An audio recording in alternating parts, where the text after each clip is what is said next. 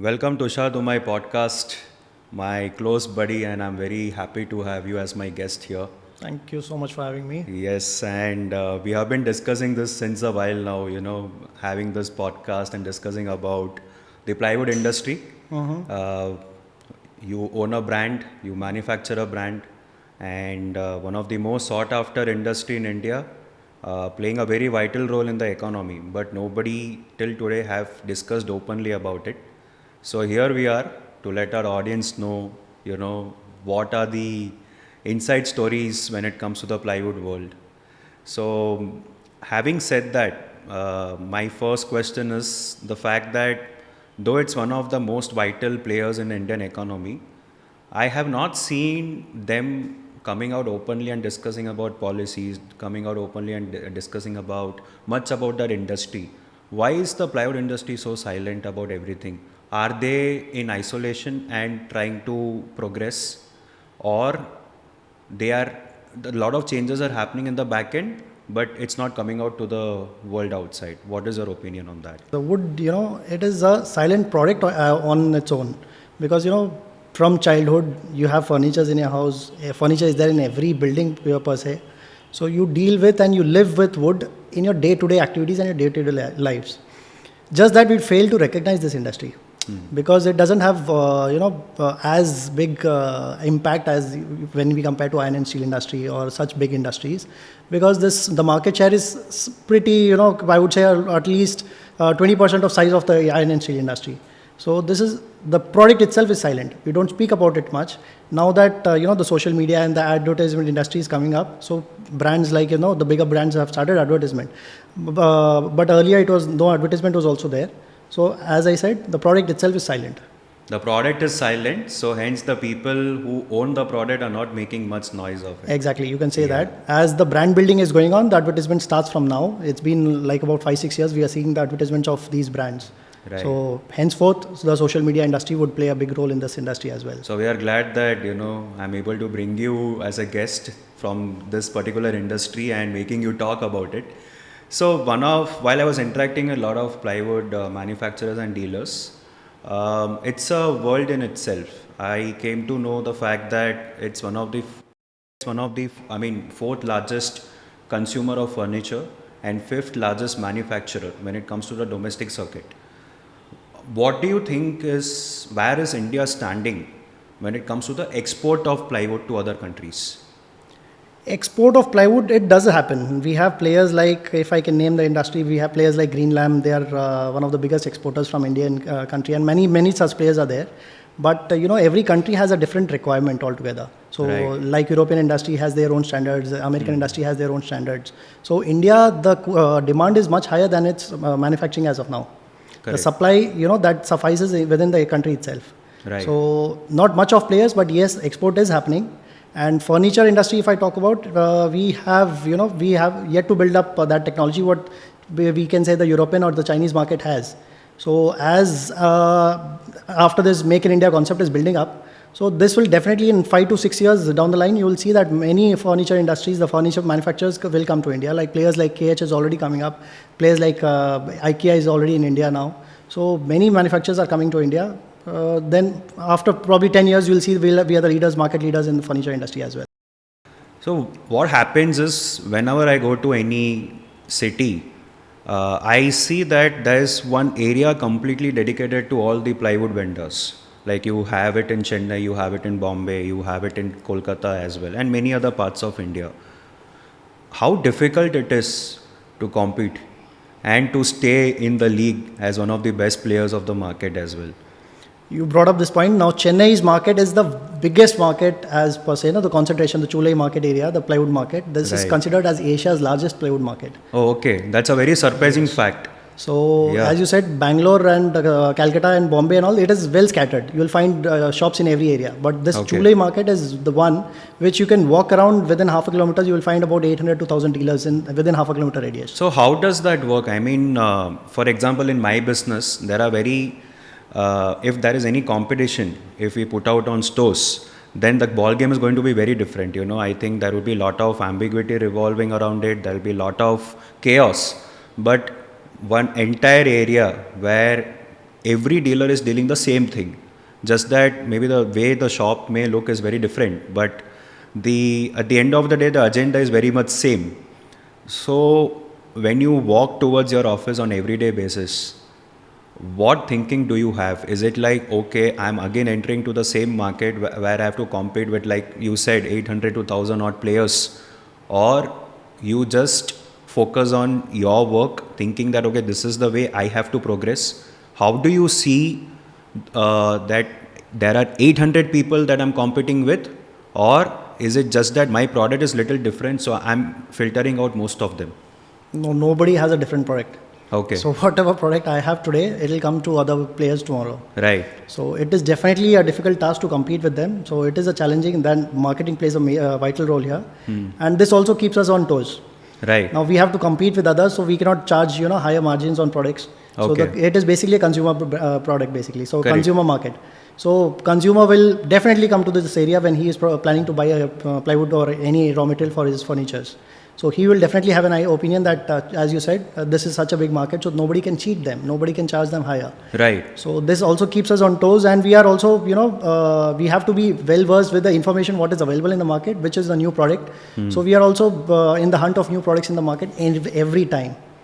Right. So this always keeps us active, running, and based on our relations with each architect or the carpenters, our sales definitely happens through them. So while you set up your office in an area which is already flooded with a lot of vendors and players, how do you what are the aspects that you think of while setting up an office? Because if me as a customer, if I'm walking in that area, I would certainly would like to go and check out almost every store that is applicable, and I would like to get the best rates possible. But in this scenario where I'm pretty sure there has to be some catch point for making somebody walk to your own store, what stands out is because ultimately when somebody enters is when you can showcase your product. True. But from the outside aspect as a customer, what is that one thing you believe is the catch point that customer would see and enter the store? Like any other store, what shows off sells. So your exteriors of the facade, obviously that attracts the customer, and Right. your relation, as I told you. Suppose I know a few architects who have their projects, they will get their customers. If I have, now we are mainly into wholesale, so the relation what we have with the dealers, the relation what we have with the carpenters or the architects, they get in customers. Okay. And plus nowadays we have the social media marketing, so what good reach we have in the market, that brings in customers. Right. And as I told you, with the number of products what we deal with. So as if you are making a house, it's your dream house. So you would want to see all the possible options available in the market. Okay. So we try to incorporate or have as much as products available in the market we can have in our store for how do I put this? If you go to a restaurant, you have like 200 list of items in the menu, but you choose that same paneer and dal, right? So it's kind of like this. So we have 200 plus products in our store. People do choose similar products, but to display we have so many products, and we keep updating it every month. Okay. So every customer is very different. Few come with a requirement that who are kind of budget oriented, that whatever comes in this budget I buy. Few come from a very antique perspective saying that I want the best plywood of the world. And that's where all these, I believe, rosewood, sandalwood, all these play a very important role. Can you elaborate on this kind of a market where the wood which is very antique and rare, where government has put a ban on selling or outsourcing or exporting or importing, but still the business happens? Like we have seen that happening in Pushpa movie also, where the entire movie is made on red sandalwood. The life of Veerappan was also on the same tangent. Why are people so concerned with this kind of quality of wood, especially where an individual is turning themselves into a dacoit for this? There is definitely a difference between fiction and reality. So, and the likeliness or the fondness of rare products is there. Right. So, if I'm making a house, I would want to have something which is different from other houses. So, something which stands out. Now, I recently happened to visit a store. He had a sofa made out of silver. So Okay. that is uncommon. So that is the attraction. Now I remember this because I went to his house. That was the main attraction. So similarly, everybody who makes his house, they would want to have something of such rare stuff. So people do buy, but this is not a daily product. Not everywhere. We don't see people walking in coming with the requirement of sandalwood or redwood for their furnitures because Right. both are banned. So again, the Burma teak is banned. Many woods are there which is banned. So we generate demand for that, but for very fancy prices. So that is not a daily product. It is a niche product, you can say, but it is not available again. So, when it comes to Indian household, the major problem that anybody is facing today, in fact, it has become a selling point for most of the plywood vendors today, is about the fact that the plywood comes with anti-termite or maybe anti-fire properties in it, and more or less something which significantly was major concern in the early 2000s and everything. Every other person selling every other brand tells the same thing, that there will not be any termite issue going forward. My personal experience is that when I renovated my house, I used your brand Woodencia. It's been 7 years and still going strong without any problem. I think you are the first person in the market to do so, as far as I know, and as far as I understand the industry on a very layman's term. But now today I feel that there are many people who are offering the same thing, in different aspects, in different style. What do you think that at the end of the day, product is same like you said, but yet every other vendor, every other player is doing business, is making money, is making profit? Because at the end of the day, it's one-time investment for anybody who's coming to your store. Let it be an architect or it could be a B2B business. How is the business getting generated month on month, day on day, hour on hour? The the market share is huge. The players are limited. Okay. Now, per se, if I talk about the market share of plywood alone, take one product, plywood. So probably this is about close to about 12,000 crore industry in India.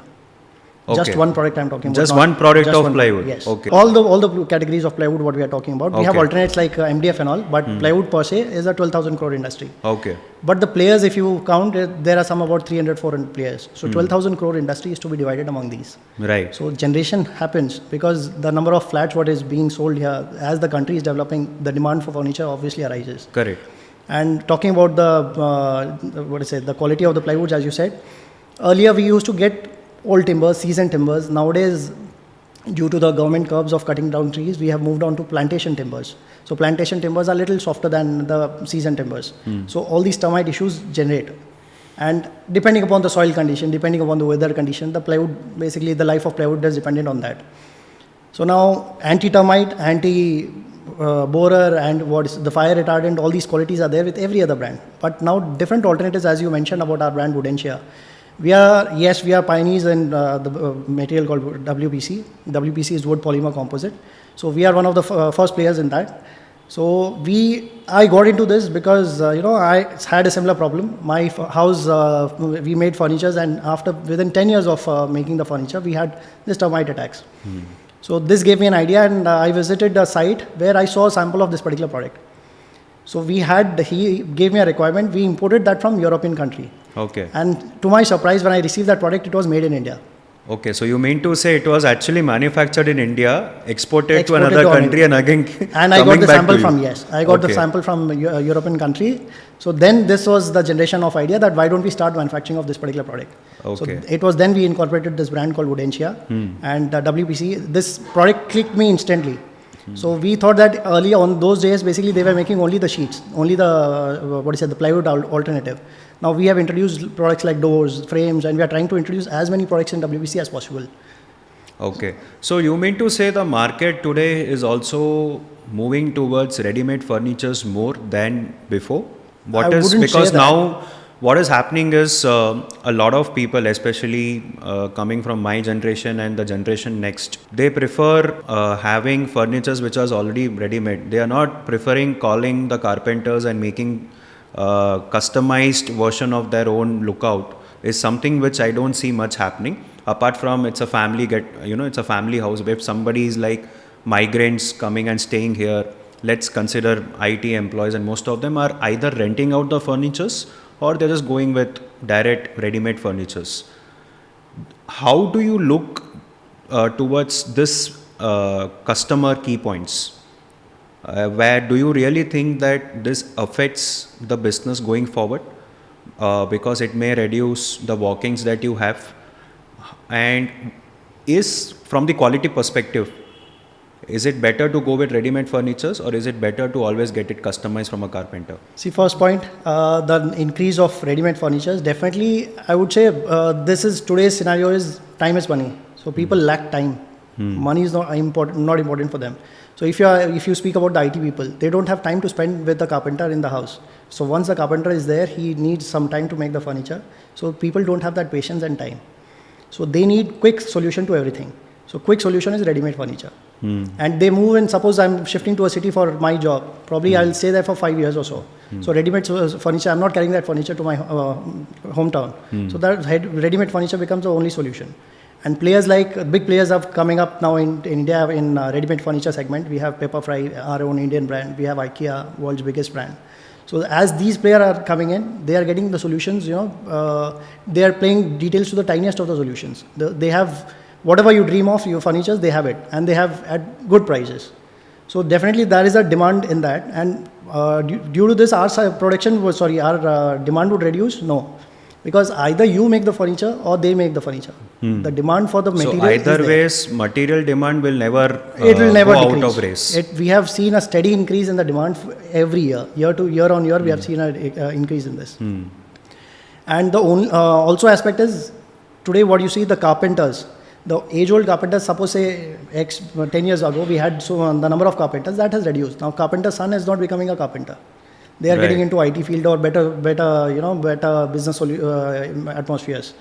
So we'd have lack of carpenters in the country as well. Yeah, there's a big demand of it. People are not able to find the right carpenters. True. So demand of carpenters is high. So that is also leading to generation of ready-made furniture manufacturers are coming up. Small manufacturers and bigger manufacturers are coming up. So all these leads to increase of ready-made furnitures, but this will not reduce the demand of the base material. So I have seen a lot of people renting furnitures, but at the end of the day, when you spend money on monthly basis on your furnitures, I believe that at the end of 12th month, you're actually spending more than what you could have actually got it done by a carpenter. True. I personally find it very stupid, but it's still accepted as a very great business methodology in today's time in India. Do people have short-term thinking where they don't think about expenses, that they're actually overpaying it? And because the amount at that point of time looks small, because if I have to make something for 5,000 rupees, rather than that, I'm now monthly paying 1,000 rupees, and for 12 months I'm paying 12,000 rupees, and the cycle continues. If it was 2010 or 2008, everybody would have found this particular business model as a very stupid model, non-sellable model. But today it's touching heights. This industry totally works on the word uncertainty. You are coming to a city, you're uncertain about your job. You're uncertain for what term are you in the city. And the day you walk into your house, you need furniture that day. Right. You cannot get it as quick as the ready-made furniture or whatever the rented furniture. So rented furniture, you order, you get it. You suppose you are quitting your job in 3 months, you didn't like your job, you leave the furniture and go. So you mean to say, as somebody who is from this industry, they also have to have some kind of illogical ideas to make things work when it comes to business? I'll not call it illogical. Basically, see, in India, basically everything sells. So you come up with a good idea, it sells. So if you're now talking about the rented furniture, if you're making a coffee shop, you're not sure if this would work out. Rented furniture is the best solution for that. So you wouldn't spend so much, because today the furniture industry, the furniture are so expensive that you will not want to spend on it instantly. So once your coffee shop clicks, again then you can probably buy the furniture out of the income what you have. So there is gap of ready-made furniture, there is gap for rented furniture. Everybody has a play. Just that the quality would vary from brand to brand, and it does. It does. There is something for everybody. So whatever budget you have, whatever specifications you need, the product is available. And what goes into the manufacturing of plywood? How difficult it is to run a manufacturing business of plywood in India versus in comparison to like other countries that we have? Other countries, now if I compare with China is the best comparison to India, if I can say, because in India it is a laborious job. So our plywood industries are still working on that model. So we have not modernized the plants. So if you be to probably see the modern factories, the number of laborers is like 1/10. So if a normal size of factory, they require about say 50 to 60 laborers. If you have a modern plant, you will require only 15 to 20 laborers. Okay. So that is the major difference between China and India. So they work on automized plants. Everything is automized. Less number of hands is required. So the error gap is also minimalized, which is still continuing in India. So you're saying there's more of manual labor still which goes into the process? Yes, it is. Yes. And how difficult or how easy it is to manage the workforce when it comes to a manufacturing unit? That is always a task. Managing laborers is always a task. So they obviously have their own labor union. So all the factories run on the labor union, and the union troubles. Yeah. So it is a boon and bane both to the industry. Because without the union they cannot run, and without the factories the union is nothing. So obviously it is plus and minus. So both are interdependent on each other. Definitely. So there has to be some common ground to manage the show. That is always there. According to you, which state in India would be the best to set up a manufacturing unit when it comes to plywood? This basically depends on the state government laws and subsidies and their. So earlier, if you see, all the plywood factories are basically located in the northeastern plant, northeastern region, or the Delhi belt, Yamuna Nagar and Delhi belt, or the Kerala. So these three spots are the major hotspots for plywood factories. And in today's time, do you see it happening everywhere as per the comfort? No, or because is it still isolated to one place or two places? It is totally dependent on logistics and the availability of timber. Right. So these three spots, what I told you, has a lot of plantation timber. Okay. So rest of the states lack in plantation timber. So no factory would set up their plant in such a state where their everyday logistics becomes a trouble. Just to understand an insight about the cost perspective towards manufacturing of all these things.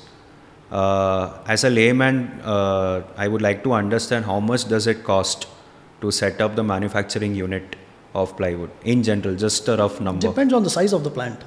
Let's say a medium factory and let's say a large factory. I wouldn't put it this way. Basically, there's a machine called how many delight press you want. So depending upon that, the smallest factory would involve a capital of about, say, the machinery would involve something about 15 crores and odd. Okay. Plus the running capital. So that is different. So anybody who wants to start a business in plywood has to have a minimum investment of say 20-25 crores to begin with. If he wants to start a factory, yes. Yes. And if somebody wants to just trade or be a vendor, then it is just an office setup which costs them. If you are into retail, you can procure from a wholesaler. We have the hierarchy. The beauty of this industry is we have manufacturers, we have the stockists, wholesalers, and the retailers. Right. So a retailer need not stock anything. He can anytime take the material from the wholesalers. Okay. Now the advantage of what we are talking about, the market size. Now Chule is so next to each other. A person walking in one store, he can procure the material from the next store and give it to you. Okay. So that becomes a big advantage for the retailers. Right. So he can speak about our product without having that product. So who is the most powerful person? Is it the manufacturer or is it the retailer? Again, interdependency is there. Because retailer, without the manufacturer showcasing to the retailer showcases to the client, the product doesn't sell. So the hierarchy has to be maintained. Right. It is like a horse and grass. They cannot be friends, right? So this has to be maintained. So environmental hazards are many when it comes to this particular industry. We have been talking a lot of things about climate change today, factors which are actually causing the climate change and everything. A lot of debates that I have seen, a lot of people putting out their opinions across on social media and other news places. Nobody has brought out this topic about how plywood is damaging the environment. You who's from this particular industry, do you see this as a hoax or do you see this as a reality? I would fail to agree to this. It is not at all a reality.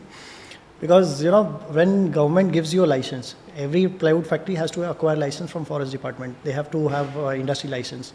So government makes sure that probably you cut down one tree and you plant two others. So there is a law that if you are cutting down any tree, you need to plant two more. And today's plywood industry, as I mentioned in the earlier points, we are using plantation timber. So the plantation timber doesn't affect the environment much. So it is either plantation timber, what is plantation timber? I'll make you understand for that first. Probably the plantation timber is you cultivate it today.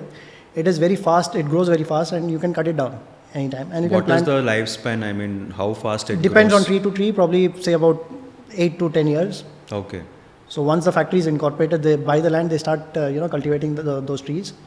After probably the factory, they are procured from the material from the other areas, and as the factory grows, and the plantation timber is ready.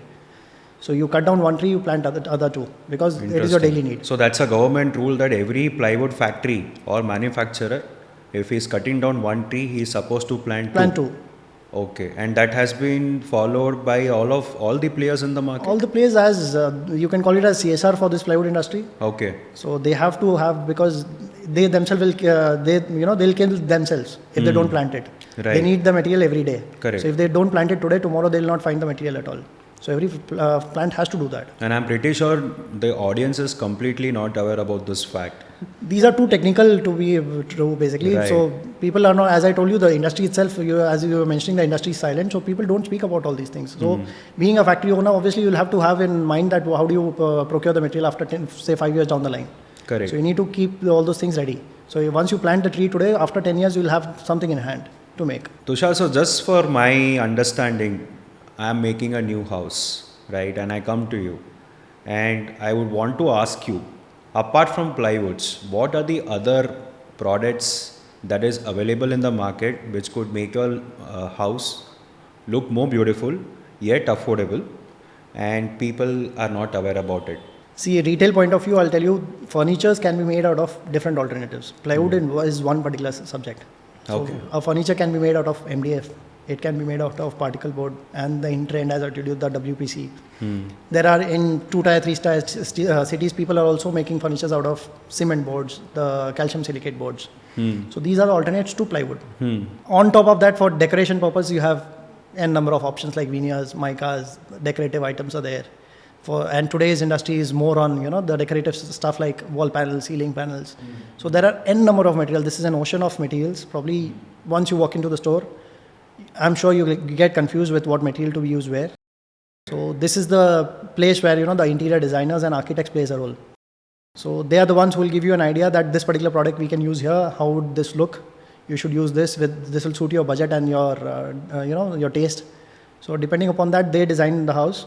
So yes, today, as I said, architects and interiors play a big role in this industry. That brings me to one of the most important question, that this entire industry is too technical for somebody like me to understand, or somebody who's trying to make a new house.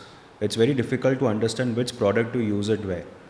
And when I onboard an interior designer or an architect, I am still not sure whether this is still right for me, because anybody in this segment who is acting as a middleman or a mediator, somewhere down the line they would also think about their own benefits. So as a customer and somebody who has an interior designer or an architect in between, what are the key points that somebody like me have to keep in mind? The pros and the cons. See, if you are making a house, you as a layman, probably you're not aware of the market, you're not aware of the products available in the market. So obviously you will hire an interior designer because you want your house to look good. You need want to your house to look probably stand out from other houses. So that is the place where architects and interior designers play a big role. Now architects basically give you a broader perspective how the house should shape like. Interior designers and interior decorators, they basically decorate the interiors of the house. So they will give you a gist that this is they'll understand your taste, give you a gist what is required. So we can use this particular product. This is durable, this is non-durable, this is cheaper, this is expensive. So they'll design your budget as per your taste, and they'll give you options at whatever material we can use. Okay. And obviously they are working for you, so they will charge a premium. They'll charge their fees depending upon their name, depending upon their work. They'll charge you a fees for that. So you should be able to probably ready to shell that out because they are working for you. There are two ways to look at it. One, I just get the design from an interior designer, and then completely involve myself in every procurement that I do for this design to convert into a reality, or I outsource it. Which is the better option? So if you ask me, I'm a traditional method. I'm into totally traditional method furnitures. Probably I would say get carpenters, get your furniture done, because you can tweak those little things and get your furniture customized totally. Okay. Suppose ready-made furniture, they have a standard specification that I have, the tea table should be this many inches, the kitchen rack should be 30 inches, but you want 36 inches, you want a lesser one, you need a higher one. You can customize those things as per your taste with the carpenters. So that is one plus point.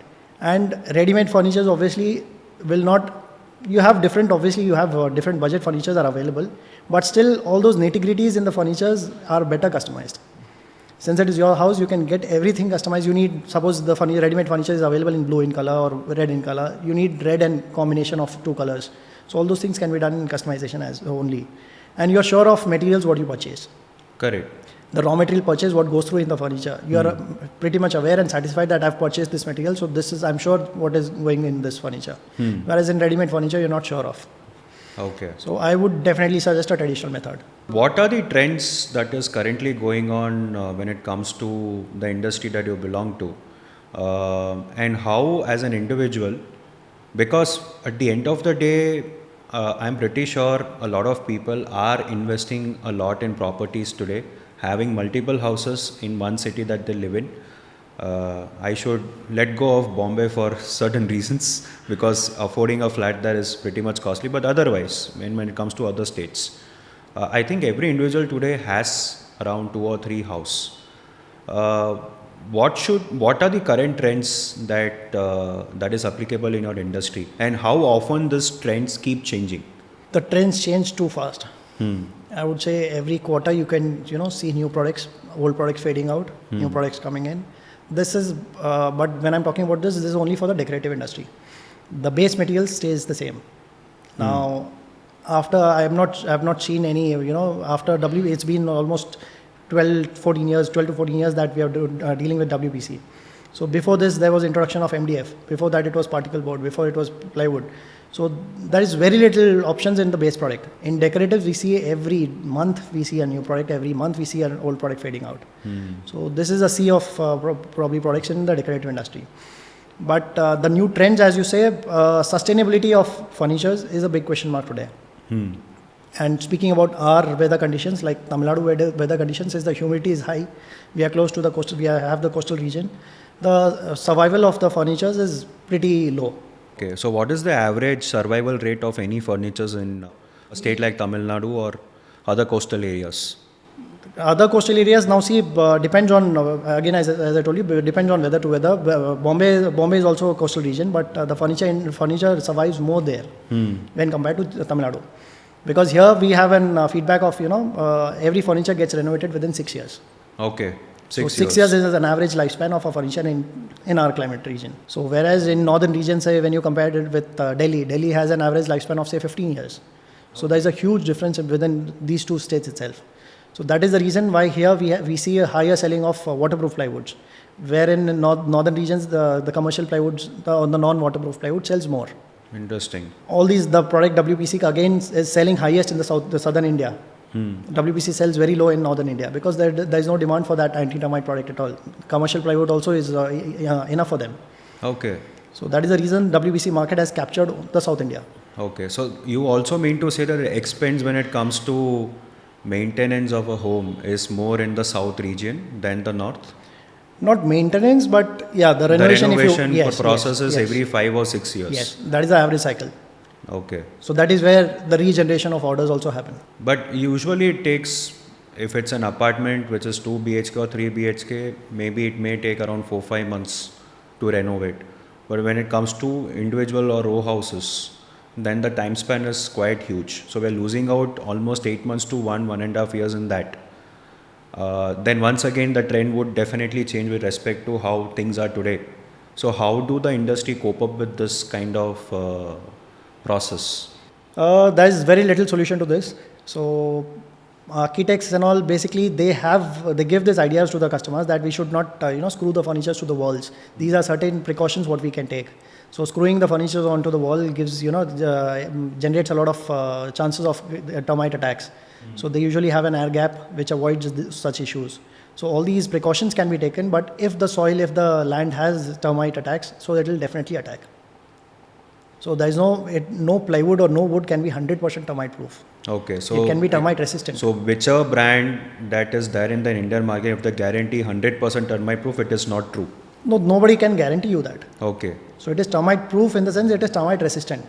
So when they say it's, I mean, I've seen a lot of plywoods where they have mentioned this 100% termite proof or ISI mark, along with few other properties that plywood has. you have ISI mark in almost all the plywoods. ISI is the standard by the government given, and most of the plywoods are anti-borer, anti-termite, fire retardant. So these are the three properties in most of the plywoods what you will see.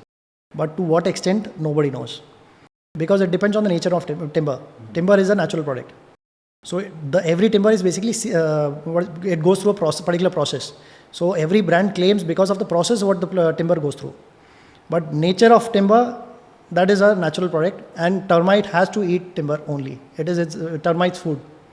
So it will eventually, if the soil is very bad, if the conditions are bad, if the furnitures are not taken care of properly, if it is attached to the wall, dampness is there, all these would definitely attract termites. And once attracted, it attacks basically. Most of the hill areas in India, the houses are made up of plywood. I mean, it's completely made up of wood. Most of them.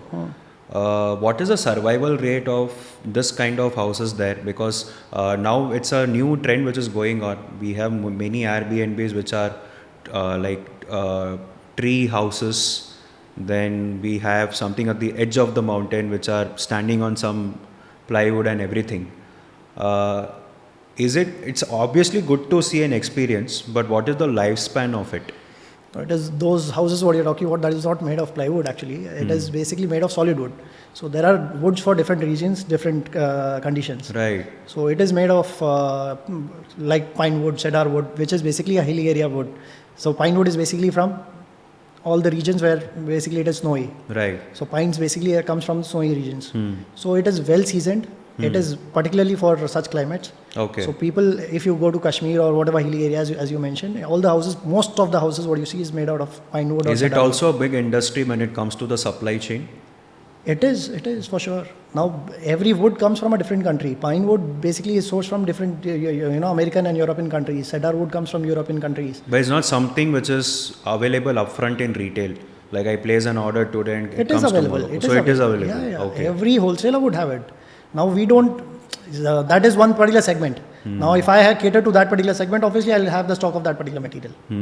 So depending on what segment you cater to. How much movements is happening, you decide the stock. So when it comes to decoratives, it's a different world altogether. Today when we go and look at some fancy places, I always wonder that what kind of material is this, and there are few things which we just look at and we just want to see. Like when you go Dubai, the architecture is very different. When we come to India, the architecture is very different. When we visit somebody's house, the bungalow and the setup is quite very different. And then when we interact, we come to know that this is made out of Korean top or this is made out of veneers and something of that sort, which is like very new to all of us. But how one could decide when it comes to decoratives, what are the available options that we have in today's market, and how industry is progressing towards the next? Now, since you mentioned the new products, veneers is not a new product. Okay. Veneer is one of the oldest products. Okay, it's one of the oldest. But lack of awareness, lack of education is what plays the role here. Yeah. So veneers was a dying product. It's again picking up now. So many such products are there which people are not aware of or they don't have knowledge of. Now, laminates, what we have today, what we call it famously known as mica or laminates. So this is basically a copy of veneer. Okay, so veneers was the first. Veneer is the original then came material. mica. Yes. Okay. So mica is a substitute of veneer. Right. So after the launch of laminates, basically people stopped using veneers because veneers needs to be polished. All those, the maintenance is there, but mica is ready to use. You can, polish is required. It is much cheaper. Right. So people forgot about veneers. Okay. Now certain connoisseurs of natural products, senior architects and all, they still prefer veneers. They still show veneers to the clients because veneer is much more durable, and every veneer has this aspect of being limited edition. Because every veneer is different from each other. Okay. So the veneer what is used probably in your house cannot be copied anywhere elsewhere at all. Has anybody worked towards reviving it to an extent where it becomes more affordable and properties are in a way where it can last long? The veneer industry, yes, it is playing a vital role in this. They've started advertisements. They've started, informing and educating the customers, the architects. So new designs are coming up. Earlier veneers, was used to come in very limited shades. Now we have veneers in almost all the possible shades. They've started many processes on veneers like dyeing, coloring, digital veneers. All those things, fluted veneers are there now. So as and when the product basically transforms itself, it will be widely used now. So we are past about say 4-5 years, we have seen an increase in demand in veneers as well. So it will definitely be one of the topmost products again as it was earlier. And every business today has got involvement of AI. And how does it work or how is it shaping up in your industry today? In our industry, I don't think AI has the say as of now because this predominantly is an unorganized market. Okay. So saying unorganized, I would say because now if you come to my store as a layman, if you ask for a plywood, so plywood is available. Suppose I am talking about say 18 mm of plywood, which is most commonly used. It starts from like 45 rupees a square feet. So 45 rupees a square feet till 200 rupees a square feet is the prices of the price bracket of our plywood. So the customer is totally unaware which quality is what. What is the difference between 45 and what is the difference between 200? It is just the brand, the quality, what different can be in quality. Now, if I talk about, say, one particular segment, which is waterproof plywood or BWP. So, BWP starts from about, say, 80, 85 rupees and goes up till 200 rupees. So, what are the different segments? All these information is lacking. So, the branded, our market is widely split into two, say, branded and unbranded. So, the branded segment, obviously, they are trying to educate the customers. They are trying to pitch in every TV ad or in their websites, whatever they float, the pamphlets they have. They try to educate what is the difference between each category, what they have. Whereas this is totally not there in the non-branded segment. And non-branded segment in India is currently has a major role, say about 60 to 70% of the total plywood industry is non-branded. Okay, so a very big number. Yes. So it is totally unorganized. People are not aware. So because of all these things, currently there is no information. So there is a need for getting organized. So people are trying, every manufacturer, every retailer, every wholesaler, everybody is trying to get it organized. So once this become organized, yes, we would need help of technology, we would need help of AI, we would need help of social media. Everything would play a vital role in this. Tushar, I also wanted to understand more about WPC as a product. How technologically advanced the product is and how different it is from rest of the products that you manufacture or you sell. WPC basically stands for wood polymer composite. Okay, what does it mean if you can just explain in layman terms? So this is basically a board which we manufacture with a mix of wood and polymer. Okay. So here, as I told you, the need, how did this idea came up is due to the termite attacks. So we classify furnitures as an asset. So this came to my mind that how can an asset be destroyed by tiny little termites? We have no control over it. So that is when I saw this product, I was like, this is much durable. We can make a furniture and keep it outdoors for a number of years. It will never get bulged or not attacked with termites. So this makes your asset really worth it. So that is when we came up with this idea. We started making co-manufacturing WPC. And as you mentioned about the environment, this product also has only say about 4 to 6% of wood content. So this reduces the consumption of wood to drastic levels. Interesting. So if a plywood say consumes 100% of wood, here you have only 6% of wood say. Okay, so 94% is getting reduced. 94% of wood content is reduced. And here we use only the wood saw, the sawdust of the wood, not the raw wood. So sawdust is again from the waste. How much percentage of consumers are accepting it? Because a lot of them comes with a pre-mindset that this is what they want to do or go ahead with. How much people are getting convinced when it comes to WPC? Earlier those days when we started manufacturing, people, the carpenters used to, shy away from using this product because they thought this is plastic. So this is a polymer. There are different grades of polymer, different qualities. People don't understand that it was like plastic sheet.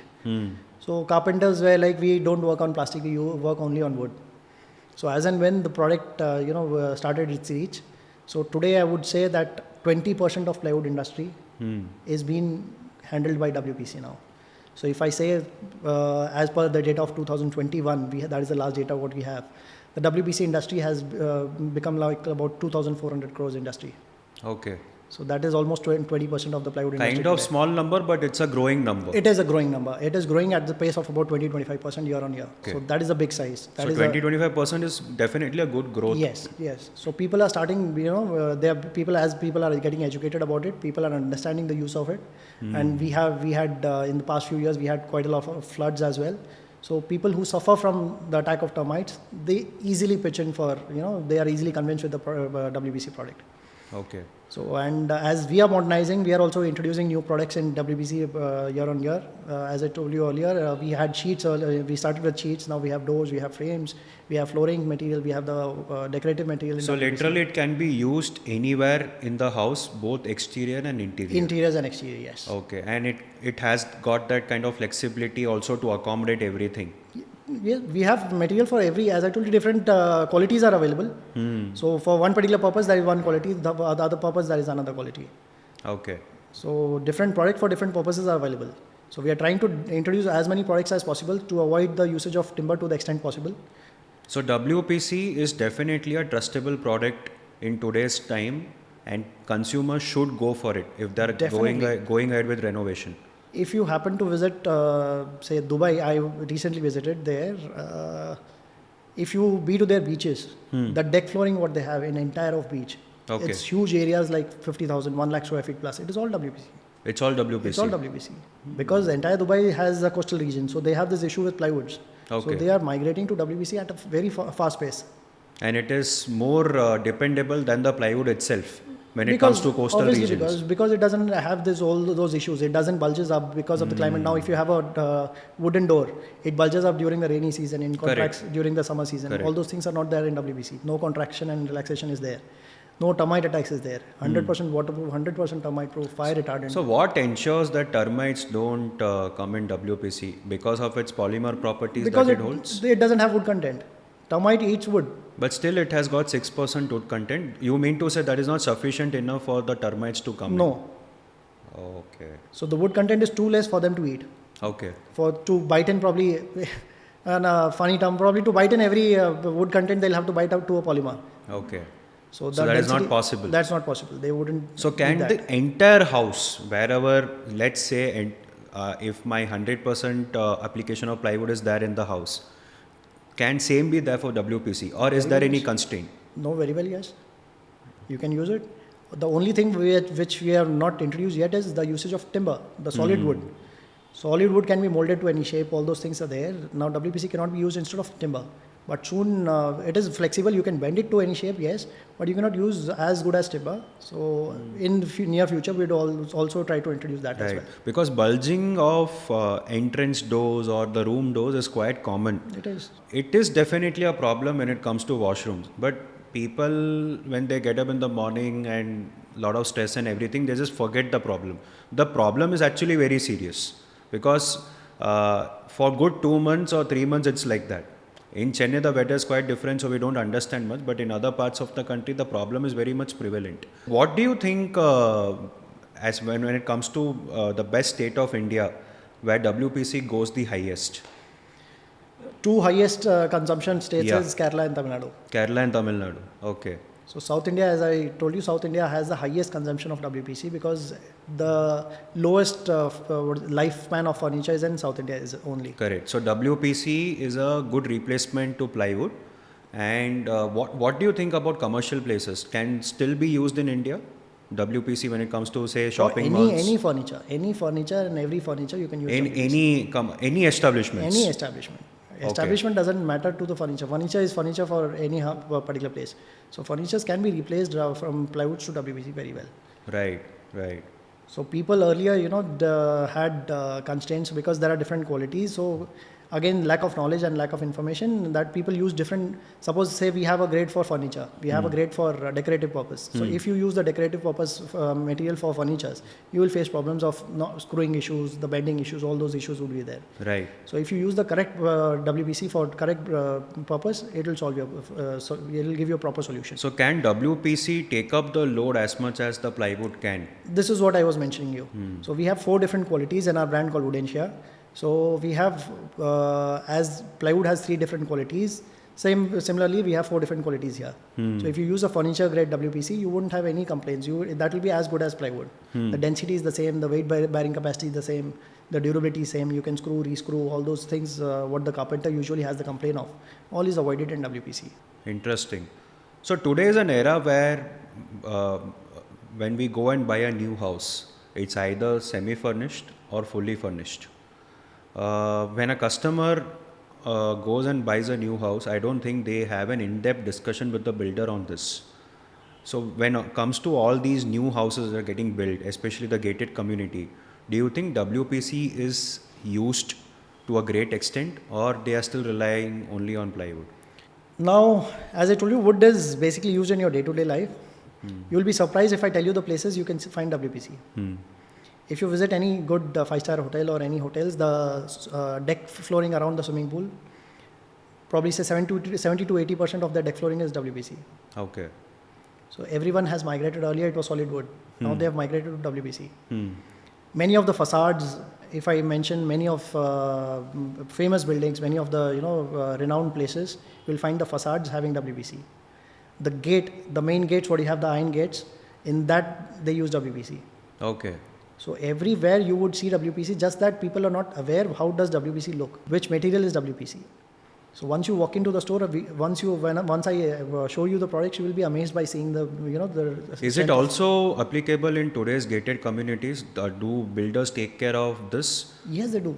Yes, they do. So most of the apartments that is coming up in this modern time are coming up with WPC as their primary product in the furniture category. Since you mentioned about the builders, the first and foremost thing what every builder needs is the vasakal, what they call it, the door frames. So the door frames is usually a traditional thing. You might see that it is in teak wood. So this has become a tradition because nothing has replaced as good as teak wood. Now if you use a WPC frame, it is much cheaper than teak wood, much more durable and much more heavier, much more stronger than teak wood. So that totally replaces your the frame needs. So we have a solution for your door frames, we have solution for your window frames. So right from there you have doors as well. We have decorative doors, all sort of doors which is available or not available in wood industry is available in WPC. Can you tell me some more unheard facts about WPC?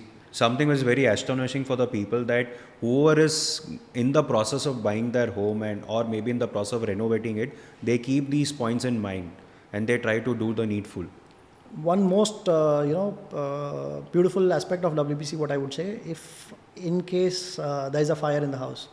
So if the furniture is made out of wood, so the wood has a tendency to spread fire. So suppose say one particular wall is attacked by fire, so the fire spreads all over. Okay. Obviously the wood basically catches fire, increases the intensity of the fire and spreads. Whereas in WPC, since it is major content is polymer, it will melt. It will not spread the fire. Suppose one particular wall is made out of WPC, that particular wall, the material of that particular wall will melt and fall down. So it is very important for every household to actually have WPC. But because of cost cutting factor, people are not preferring it. It is not about cost cutting. As I told you, in totality, you would end up saving. If you are making a house with good quality waterproof plywood, you will end up saving when compared to plywood. We have to see it holistically instead of just focusing the cost of factor the base material. Of just base material. Correct. Yeah. So there is, as people are getting aware of it, as people are calculating it, people are moving to WPC on a very good pace. Right. Within say 5 years down the line, I see this industry growing to a good numbers. And we have players, big players like Reliance also walking into the WPC industry. Okay. So they would obviously eventually start marketing. They will lift up the market. Yes, for sure. So we are foreseeing bigger players coming into the scene here. Okay. And they would probably definitely lift the market for the WPC as well. Right. So when it comes to a very different question, but it's been talk of the town since a while. A lot of fire accidents happen in the marriages, film sets, then corporate get-togethers. We have seen a lot of people who have lost their lives because of that. And most of the time when we see all these sets which are made, the base is always the plywood. Can WPC also be used there? And if it is so prominent, if the material is so prominent and has got some properties that you mentioned, This set of industry, why nobody has experimented with WPC when it comes to events? There the cost factor plays a big role because the set they use the commercial plywoods. Right. The commercial What plywoods, exactly is commercial plywood? commercial plywood is the basic plywood which is non-waterproof. Okay. So It's temporary based. It's not temporary. I could basically it is not treated. It is raw timber. In plywood per se, if I can classify into, it has broadly 3 different categories. One is the commercial, one is the semi-waterproof. We call it as BWR, or the waterproof plywood, which is called as BWP. So commercial is the cheapest plywood. So when you compare a commercial plywood to a WPC, there is a huge difference. Now WPC is a replacement for a waterproof plywood. Okay. So if you're intending to make your furniture, or if you're using a commercial plywood, that will be a huge cost difference between a WPC and a And commercial it would plywood. be something like 4 times, 5 times cost No, it will difference, be or double. it will be okay. Not 4 times, it will be double. So if a set manufacturer is having an idea that I can reuse this set, if I erect a one particular set and I can reuse this material tomorrow, then he can choose WPC as an option, because most of the sets are one time use. one time use. Yeah. So they don't take back those plywoods at all. So they want a cheaper material. Right. So there are few players in the marriage the decoration department. Probably we are supplying to a few of them. So they use WPC because they reuse the product Right. for their stage, for their backdrops, for their highlighters. Right. So they use WPC because they can reuse it many times, and it is an exterior grade material. Even if you are having outdoor function, probably they can erect it then and there. Even if there is rainfall or something, nothing happens to the product as well.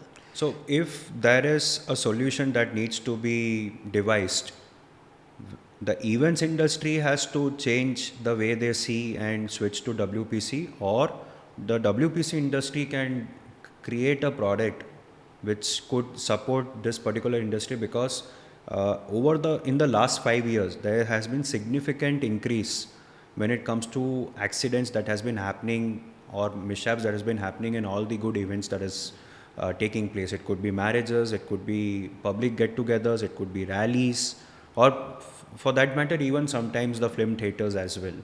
So who has to step up here? In India, basically, I would like to mention this point that we don't have any law pertaining to this. So we don't have any law for making set. We don't have any law to how to use the furniture. Now, just to mention that probably there is some law in US and European countries for pertaining to the furnitures. So it mentions that if you get hurt by a defect in furniture, the furniture industry pays you. Okay. So which is not there in India. So if there is such law, it would become compulsory for them to use particular quality of material. So the safety is not even a concern when it comes to something. There is no particular law. Law. So obviously, if there is no law, they would obviously use cheaper material for budgeting issues. And since you mentioned this, we are also planning to come up with a material which is incompetent to the commercial segment, the Right. commercial plywood segment. Right. So that is not WPC; it is a variant of WPC, where the polymer plays a major content. So we are trying to use this waste. We are doing this waste management. So the waste plastics, what is available, which is a big trouble for every government, every entire country. It is a big trouble. So those waste plastic, we are trying to convert that into a sheet. So once we do that, that will be equivalent to your commercial grade plywoods. Right. So that can be a major industry changer. A lot of vendors that I've interacted with from the industry that you come from, all these exhibitions that happen on annual basis, organized by different companies or maybe association, it seems it plays a very, very important role in today's time, right? Do you participate, and how important it is for your own business to participate in these kind of events? Are you doing it to network, or do you get business out of it instantly, or do you participate to analyze what our other competitors in the market are doing? All put together. Whatever points you mentioned, it is all put together. So this is like a get together of the factories. And it is also, the major aspect is to create awareness amongst the customers, to introduce your products, to launch your products, what you have, to showcase that. And eventually the business happens, obviously, because as you educate your customers about the products, what you have, they probably use that product in different areas. They get to, you also have dealers walking in, so dealers trade with your products. Customers comes in, they become aware about your product. The architects are there. We try to educate how to use, where to use the products. Right. And it will also get together for the factories that we get to know about the competitors, what they are. Suppose in the industry, a competitor is introducing a new product. Probably you can get ideas from that and introduce the same thing or a better thing about that. So exhibitions do play a vital role. And in India, currently, we have good companies that are organizing good sizable events throughout the year. So every city has one particular event. Now we have in Bangalore, we have in Delhi, we have in Bombay. So people from entire India walk in. So we have huge crowd there. It is a good exhibition and a good way to showcase the products and create awareness about the products. For entrepreneurs who are from this field, a lot of them told me that it's a costly expenditure to participate if we have to put a stall. But if I'm going as a guest, then I'm only taking up the knowledge. Do you think putting up stalls in these exhibitions prove a point?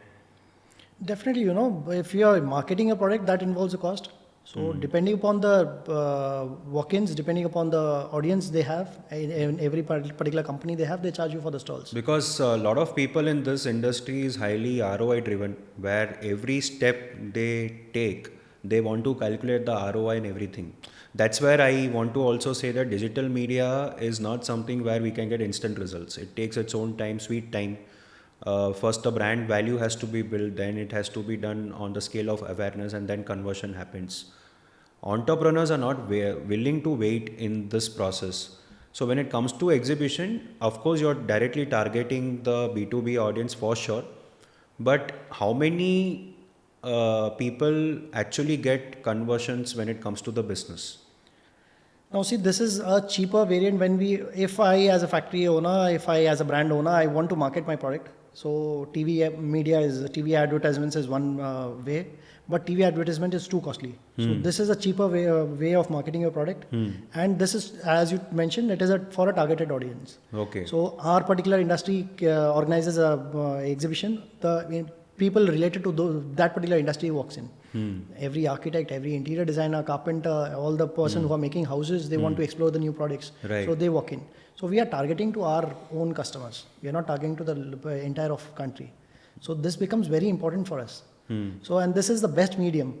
And if companies which guarantee higher walk-ins, they guarantee you a higher audience. So that is definitely worthwhile. So this adds to your brand. This gives you a brand presence. This gives you awareness. This gives you a place to market and introduce your product. Right. So this is a very good medium if we take in this sense. And when it comes to transportation of plywood or WPC or any range of products that we have in the market from one place to another, I believe it was completely a market which was not organized at all. In the past few years, but in the recent years, we see certain involvement of converting that into digital, like how we can book Ola or Uber. We have a facility in the industry where we can book a van or a cargo vehicle just for the logistics. Is this a very good change that the industry has come up with, or it is just an addition of layer but the problem still persists? How do you see this? See, transportation is the key for any industry. Right. And since the value of plywood is much lesser when compared to the other heavy materials, so the transportation cost adds up to the cost of the product, probably say about more than 10%, I believe. So this is major factor in our industry, yes. Because since the factories, as I mentioned, it is in certain areas, like plywood factory is in, say, Delhi belt, say in Yamunanagar, we get a load from there. So the transportation cost is huge. So that definitely affects us, but we are used to it. And the digitalization of the apps or the companies what you're talking about, that is for the internal transport within the city, within the state. Okay.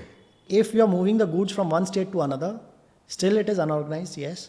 And organization of these industries would definitely be a boon for an industry. Now, if say you're a customer, you're buying a particular material from us. For example, we are in Chulai and you're buying a material, say, sitting in OMR. So the transport cost itself is huge. Okay. Uh, just for an example, from Chulai to OMR, any the transport guy, a local Tata Ace or a van owner would charge you about say 2,500. So that becomes a huge amount for a buyer. So if such apps are there, he can, we need not speak about the transport. We need not bargain about the transport. He can Correct. just book an app, book in the Correct. app and get the material. Whatever the amount is there, he has this trust that it is reasonable enough. So similarly, as you mentioned about the Ola and Uber, now we are in today's scenario, we might be ending up paying more than the actual taxis. But we Exactly. trust those brands because this is regulated. This is The organized. point is we don't have to undergo the process of negotiation, bargain or Bargaining and all. breaking Yes, heads. yes. So this definitely is adding up lot of value when it comes to the transportation It cut segment. down your hassles, yes. Right. So 14 years into the business, you are entering into 15th year next year. If you have to sum up your journey as an entrepreneur in few words, what would be your opinion? Roller coaster ride, challenging, but you love your work, you do it. So it is, I would say this is one of the most interesting industries. So we are, in wholesale, the manufacturing segment and the retail segment as well. So I'm very much interested in the retail segment also, because you get to interact with new people. They share their dreams about their houses. You see their dream along with them. They tell you, I want this particular thing is that place. You want that particular thing. You sit with them, chat with them. So this is a good journey, and learning from their experiences, we get to understand what is the demand, what is the need of the hour, what they are looking for, what we are not able to supply. Can't we get this such a product? So the interaction is constantly there. So Right. this is a very interesting industry. You get to meet new clients and we get to introduce new products every now and then. And since the inception of WPC, yes, we are currently renowned in the market for this particular product, WPC. When we started, it was a challenge to market this product since it involves this plastic, what they mentioned. Now people have understood. People have every other shop sells WPC. So the market size is growing. And since we are one of the first players, we are known in the market because of that. So one important point that always adds up and which is very unintentional, but it gets added up in every entrepreneur's journey is the ego part. You start from scratch. On day one, there's absolutely no ego. And on day 10, when you have an order with you, the slight ego comes up in your soul. And as and when day passes, the ego keeps growing inside and inside, saying that, okay, I have done this, I have done that, I have achieved so much. My journey is going on since 15, 16 years. Uh, in your case, I think almost 1.5 decades has gone by, and still you are wanting to explore and understand customer better, still working on the grassroots levels to solve the problem. How have you kept yourself away from it? My dad has always taught me to, be at ground levels. And he says this very often, that when it comes to success, you should always see down. When it comes to learning, you should always see up. Hmm. So there is always a bigger player than you. Right. So there is always a person who is more knowledgeable than you. Hmm. So you get to learn every day Hmm. by everything. Hmm. So not one person. There is never a scenario that one person can do everything. Hmm. So probably when it comes to success, I'm not I become complacent in there. Because I need to learn and grow my industry every now and then. Because I also have the fear that what if, being WPC, as you mentioned, that what if tomorrow we have a better product. So unless and until I learn about what's going on in that industry, I'll not be able to modernize myself. I'll not be able to introduce new products or cope up with the market. So this has to be there. So if you become egoistic or ego comes in, you fail. So you stop learning there. Right. You stop learning. You probably if I can mention what happened to Nokia. Hmm. So being one of the biggest players to being nowhere. Hmm. So this would eventually happen to anybody and everybody if you stop learning. Hmm. So you have to evolve yourself. You have to introduce, learn and modernize yourself every day. Right. How do you handle struggles? Because how much ever we try to show the maturity, I always believe that your maturity is always one leg below the experiences you encounter. You may not be ready for certain situations. You may not be ready for certain struggles that you may come and you may face out of nowhere. How do you handle in a very smooth way? Just being calm. So any situation that pops up, you need to be calm and handle it. So you can communicate and solve any issue. You can communicate and solve any problem. There is no problem bigger than your probably there is no problem which cannot be solved without communication. So just be calm and communicate. Obviously, if there is something which you have to do, you have to do. There is no point yelling and fighting and losing on a customer. So you just communicate and calmly sort out the issue is the thing. And issues, obviously, when you are doing business, business is a roller coaster ride. You don't see profits every day. So business is basically profit and loss. So as I am probably learned by you can say a business guru or someone, there is no thank you and sorry in business. Thank you is equal to profit, sorry is equal to loss. So if you are in a situation saying sorry, you are making loss there. If you are in a situation saying thank you, you make profit there. Right. So there is obviously cases of losses and profit, but you need to stay calm in both. Who is your mentor all these years? It could be on a personal level or it could be autobiographies that you might have read. Who do you see yourself? I used to read a lot. Nowadays, I'm not finding time to read a lot of books, but I've read good books about personalities like Ratan Tata, like Jack Ma, like Robert Kiyosaki. So, and since coming from a business family itself, my dad is a big guru of mine. So we are like many generations into business. So everybody takes care of different verticals of business. So he is my biggest guru probably. Right. And what would be your message to the aspiring entrepreneurs who are willing to start and enter into a business stream? How they should be seeing all this? Because you have had a very long journey. There are a lot of people who are starting at a starting stage. But for the audience, I would like to let them know that you are a first generation entrepreneur for this particular field that you are in. It is not that you are carrying the legacy forward. So it's a big difference between the family business that you hold plus the vertical that you have started. So somebody from your mindset or kind of family background you hold, a lot of them would want to continue their family business. In your case, you had everything with you, but yet you chose to start this. What was the mindset behind it? See, my dad was into different business, so I was not keen on joining that business. I want to start something on my own. Right. Because I didn't want to have that tag that he's, as you mentioned, I'm continuing the age-old business.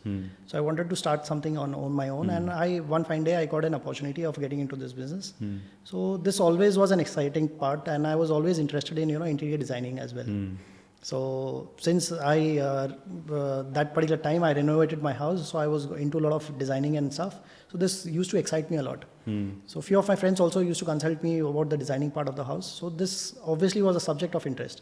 So as the day when I received an opportunity, I just knocked it, I just grabbed it, and I got into this industry. Right. So and very soon as I got into industry, I probably learned about this product called WPC. As I mentioned. So this was again a pain point there. So I took that as an opportunity, and we started with this product. And since then, it has been super exciting as a journey. And for the aspiring businessman, probably business is like learning swimming. To learn swimming, you have to get into the water. You might drown for a little time, but you will eventually survive. So if you are keen on doing a business, jump into it. Obviously, you need knowledge and skills. If you have that, jump into it, learn, be open to learning. Because you should never have this in mind that I have a background, I have this, I can do that. Because every market has a hero. Every market, there is no one particular person running the show. There are many players in the market. You need to learn with them, live with them, compete with them. Obviously, since in our area, we have competitors in our market, but eventually when we step out of our stores, we are friends. Right. So this particular attitude of learning and laughing with your competitors, this has to be there. Correct. So if you are good to go, the market is huge. Everybody is surviving in the industry. Everybody would. What's your vision for the next 5-10 years? Where do you see Woodencia as a brand going forward? My target for 10 years down the line is that I want Woodencia to be a pan-India brand. Currently, Right. we are focusing only on the South India region. So we want to take this as a pan-India brand, and we are working on that with the help of social media and AI and taking part in exhibitions and stuff. And we are also trying to introduce new products. So we are working on that vertical as well. So going to places, meeting clients, meeting customers, and taking technology from other countries. So we are also trying to introduce as many products as possible. So being the first runner in the industry, that will obviously garner a lot of attention towards the brand. So this is the target. So soon you would not touch wood for good luck, you would touch Woodencia for good luck. That's a very good way to end our podcast, and I'm so thankful to you for coming all the way and being a guest in this podcast of mine. And I'm pretty sure the audience out there has got a lot of exposure today when it comes to the industry and a lot of learnings from you as an entrepreneur, especially the last segment that we discussed, your personal journey and everything. That was quite interesting, and definitely it's a good insight for every one of us. So thank you, and see you until next. Thank you so much for having me here. Thank you. Thank you.